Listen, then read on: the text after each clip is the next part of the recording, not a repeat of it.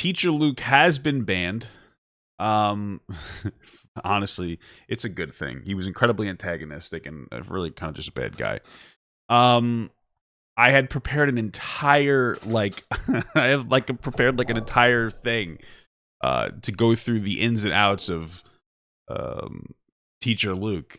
Yeah, yesterday, and I was like, oh, I'm going to talk about this because he's very problematic, and I want to go through absolutely why, because I know we have a lot of crossover in followers and whatnot, and I know a lot of people actually think that he's an educator in the most traditional sense and whatnot. But then he got banned, which is a good thing, right? So here's his ban. Multiple community guideline violations. Still Teacher Luke right here, for those of you who can't see it. But I still think it's necessary to go through why he was so problematic. Because I fucking sat here for like an hour and a half putting together a document. So anyway, let's just get into it. Why he's a problematic individual, which is still good for the educational point as to why he got banned. I think that would still be a good thing. So let's start with first and foremost that he's a teacher, right? So he's a foreign language teacher. I believe that he is an English teacher in Thailand. What's very interesting is that he posted a video literally yesterday before he got banned where he doesn't even know like the native language, which makes it to me a little curious that he's a teacher for English there,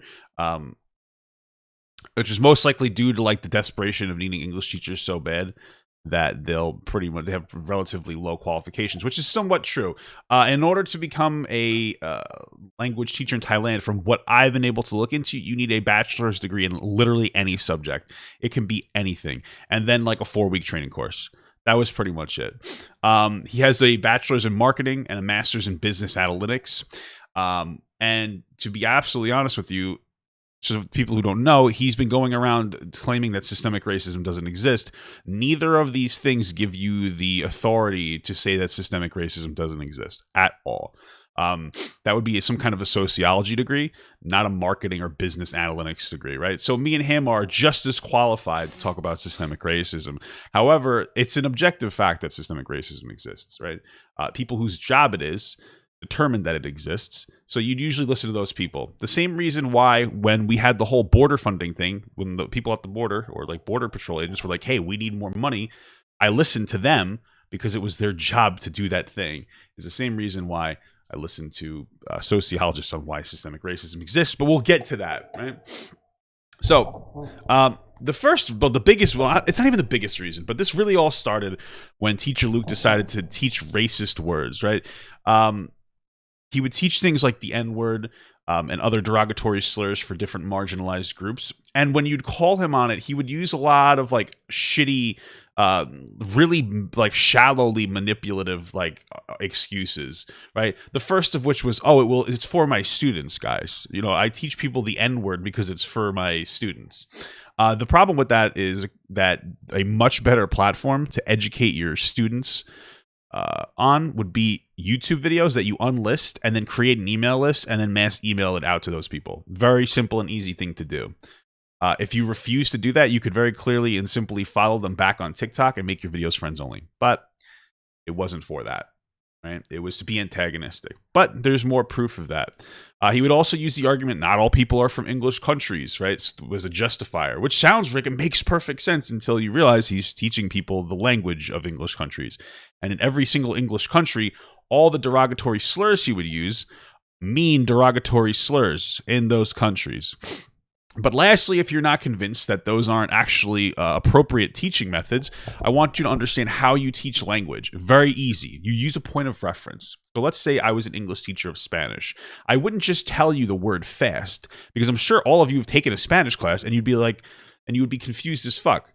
You have to use a point of reference. So if I was teaching a Spanish person English, I would be like, oh, fast is rapido, right?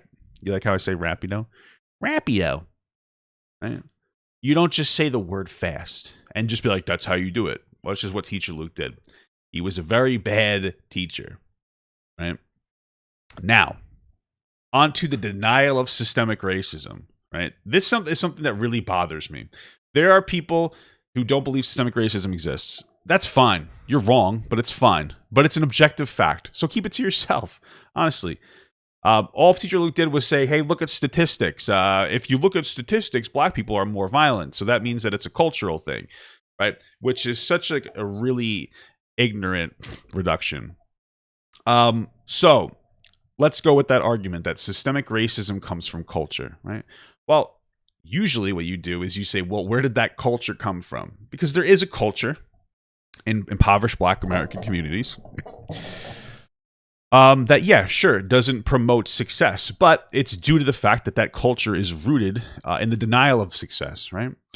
So those individuals are like those areas are like rampant with like the negative impacts of systemic racism. And I know a lot of you guys are gonna be like, well, systemic racism isn't legal now, guys. It's not legal. Well, it's 1965 is when Black people were considered legally equal. It's 56 years. Your parents are as old as the amount of time that systemic racism has been legal. Or illegal, right? So it hasn't exactly been a whole lot of time, right?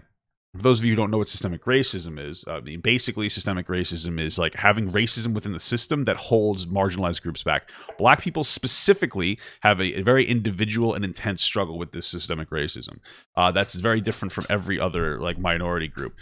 Because they've been here for longer than most people, and they still are have the least amount of success, and that's due to these like outside factors.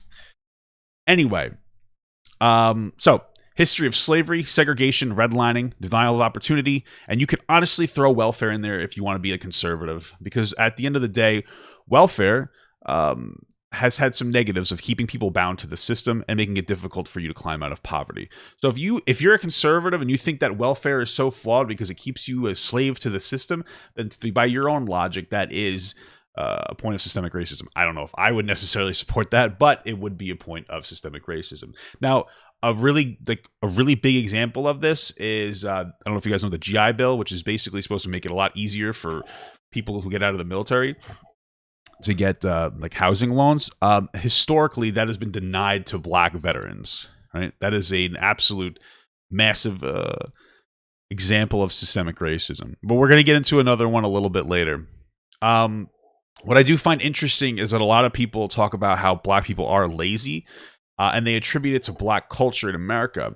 But I want to kind of remind you guys is that Black people used to be beaten to death for being lazy, right? They were slaves.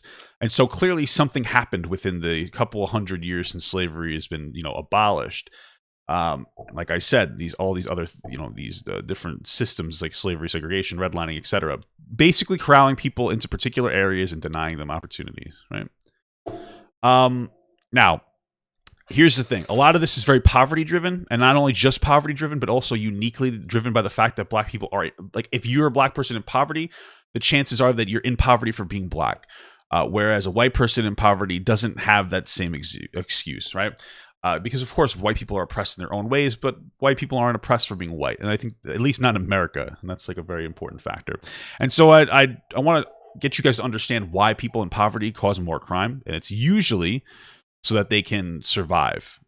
That's how it kind of works. I want to tell you from a male perspective, or even a provider perspective, if that makes you feel better. There is a bubble of priority in life, right? So the bubble and priority of life. Let's just do a little paint. Papa God loves painting.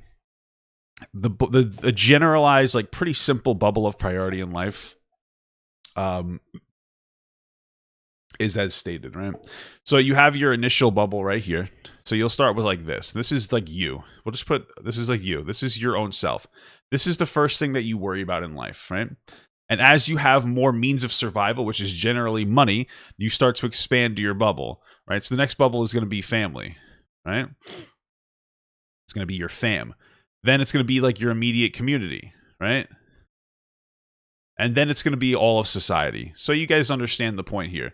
Right? The more money you have, the more you're able to look outward. However, when you don't have a lot of resources, you're going to start with the basics, which is going to be yourself, then your family, then your community, then your society. This is what happens, right? As a man or as a provider, you can think it's archaic as you want. I'm going to worry about myself and my family before I'm going to give a shit about anybody else, which is unfortunate because if I was living in a poor area and I was selling drugs, I'm going to be destroying that area through the selling of drugs. But again, this is the priorities of life. People worry about themselves first, and I don't think that that's an unreasonable thing to do. Right? So, now, I wanted you guys to understand something because, like, again, you can make the argument that systemic racism is technically illegal. like because all these things are illegal now. It's the echoing impact of what happened. I would argue that most people understand that there's a class issue in the United States. And so, since it's a class issue, it makes it impossible for people, or very, very, very difficult for people to climb out of poverty. And because it's very difficult to climb out of poverty, people who are in poverty now, again, just end up staying in poverty, which just continues the cycle. But I want you guys to understand like how the system itself is racist, just so you guys know. And I'm going to explain to you. It's like a little bit of a weird thing, and it's hard to like describe specifically. But there's racism ingrained in the system, and I want to explain why. So, this is basically how the system and the system doesn't require individual racist actors in order to keep the system going, right? So let me give you like an example of how this works, right? So black people are disproportionately poor and cause more crime, right? So what happens is that, and this is due to their standings in society, right? It's due to like the racist past and lack of opportunity. What ends up happening is that these individuals will go through like the prison system. Since there's a disproportionately high amount of black people in the prison system, those people, or the criminal justice system, we'll say, those people that act within the criminal justice system will sit there and they'll start to develop like subconscious biases against black people because they're the people that they're dealing with disproportionately more than any other group of people, right? And so the system kind of just puts itself in a circle where these people are starting to give people higher sentences. Like there's higher sentences for black people for the same crime and things of that nature. To try to get you guys to think of it from like a place that you'll understand. Let me try to think of an example. I mean, like for one example is if you work for like a fast food restaurant, you come home smelling like burgers all the time. Well, you're going to start to hate that thing because you're going to associate that smell with the burgers and like whatever putrid smell you're getting. Let's say you have a class that you where you hate the teacher but you love the source material. You're going to start to hate the source material because you hate the teacher. Or even in reverse, let's say you have a really good teacher and you usually hate that subject, like it's history, and you usually hate it, but you have a great teacher, you're going to start liking that thing. This is kind of how like the whole system props itself up, and it just goes through a cycle, which is why I believe that wealth redistribution in a positive way, or rather let's just say dealing with class issues, is the greatest way to deal with systemic racism, because it will kind of throw a cog in the wheel of systemic racism. Yeah, I think I got pretty much on that. What I want to do is I want to go through like a situation that I believe exemplifies systemic racism. And I know a lot of you guys are going to disagree, but I want you to listen and hear me out. And that is the Michael Brown situation. For those of you who aren't educated, I want you to understand specifically what's going on with the Michael Brown situation. So Michael Brown situation, it's rather old. Basically, there was a narrative, it was false, of in Ferguson, Missouri, that a young black man, Michael Brown, put his hands up, got pulled over by a cop unjustifiably, put his hands up, and then the cop shot him in the back. That was the narrative. Now, the narrative has been dismissed by a Department of Justice report, right? And in that Department of Justice report, they said that the police officer was justified in his shooting due to the fact that Michael Brown apparently robbed a convenience store and then charged him, right? Now, most people will stop there and go, oh, wow, see, look, it was a false narrative, total bullshit. However, it's not that simple, because in that same Department of Justice report, it was found that the police officers in that area were violating the constitutional rights of black people in that area. Yeah. The First, Fourth, and 14th Amendment rights. And which is incredible. So in a Department of Justice report, they found that the shooting of Michael Brown was justified, but they also found that the police officers were violating the literal constitutional rights of the black Americans in that area, which is an offense that a lot of white Americans with guns would be in the streets shooting people over if it happened to them. You know that for a fact. I know that for a fact, and it's justifiably so. Right? And black people didn't choose Michael Brown. What happened is it got media attention, and they're like, oh, we need help in general. And of course, people just decided to dismiss half the report to double down on whatever they wanted to believe. But this is like a perfect example of systemic racism. And I would make a pretty reasonable argument that if the police officers in that area weren't denying the constitutional rights as well as financially draining people in the area, because it was also found that one of the ways that they did this was by over-ticketing, that maybe Michael Brown wouldn't have done what he did. If they weren't being siphoned of their money and denied their constitutional rights, which are given to every American, this situation wouldn't have happened. And that's I think that's the biggest example of systemic racism. All right. And again, I would argue, let's focus on class issues. There's more than just class issues that need to be taken care of, but I would argue that a majority of it would be taken care of by focusing on class issues. Things like universal basic income, as well as targeting the systems that disproportionately negatively impact Black people, like the prison system and the drug system, things of that nature. And then, like, that's the way that I think that we should do, like, reparations, I guess we'll call it.